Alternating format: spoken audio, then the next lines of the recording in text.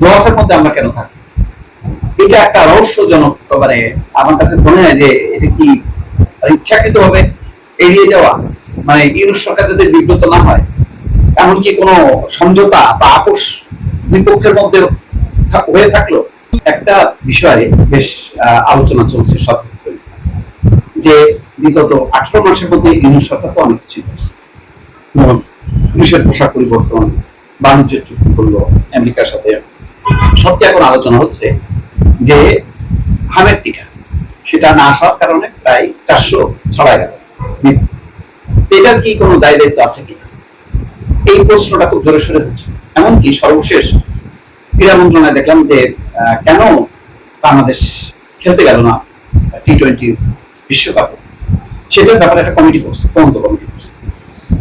কিন্তু খুব জোরালো ভাবে খেয়াল করবেন যে তারেক রহমানের সরকার বেশি প্রশ্ন করতে চায় না।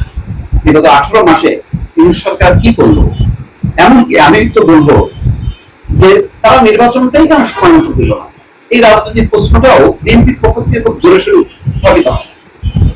যদিও এই প্রশ্নটা তুলতে গেলে জামাত এনসিপি করে উঠবে, কারণ তারাই চাচ্ছিল যে মানে নির্বাচনটা 5 বছর 10 বছর পিছিয়ে যায়। তারপরও বিএনপি যেহেতু একটা সংখ্যাগরিষ্ঠ দল, তাদের জবাবদিহিতা বেশি। এই রাজনৈতিক প্রশ্ন, কিছু প্রশাসনিক প্রশ্ন, কিছু নীতি নির্ধারণী প্রশ্ন যেগুলি পড়ে গেল, এমনকি চট্টগ্রাম বন্দরকে নিয়ে যে চুক্তির আয়োজন, এই সবের পিছনে কি কি কারণ ছিল, কেন কেন এই এই কাজগুলি করতে গেল, এটা নিয়ে কিন্তু প্রশ্ন করছে না।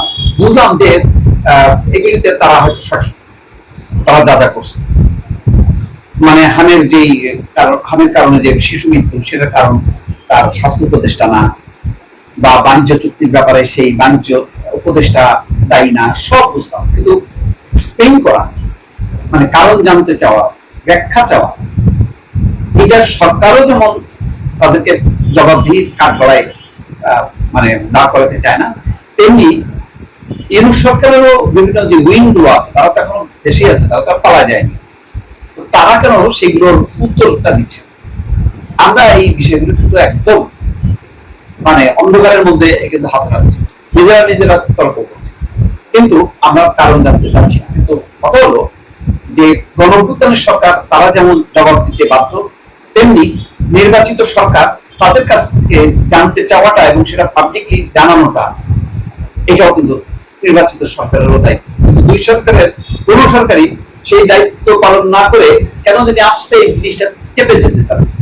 তারা পিছনের দিকে ফিরতে চায় না, সামনের দিকে। কিন্তু সামনের দিকে চলতে গেলে তো পিছনের অনেকগুলো প্রশ্নের উত্তর সেটা পাইতে হবে।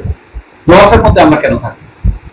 এটা একটা রহস্যজনক, মানে আমার কাছে মনে হয় যে এটা কি ইচ্ছাকৃত ভাবে এড়িয়ে যাওয়া, মানে ইউনুস সরকার যাতে বিব্রত না হয়, এমনকি কোনো সমঝোতা বা আপোষ দুই পক্ষের মধ্যে হয়ে থাকলো, যে না তারা কোনো কথা বলবে না, তারা কোনো ব্যাখ্যা চাইবে না, এবং তারা খুব জোরালো ভাবে কোনো ব্যাখ্যা বিশ্লেষণ দেবে না, কেন?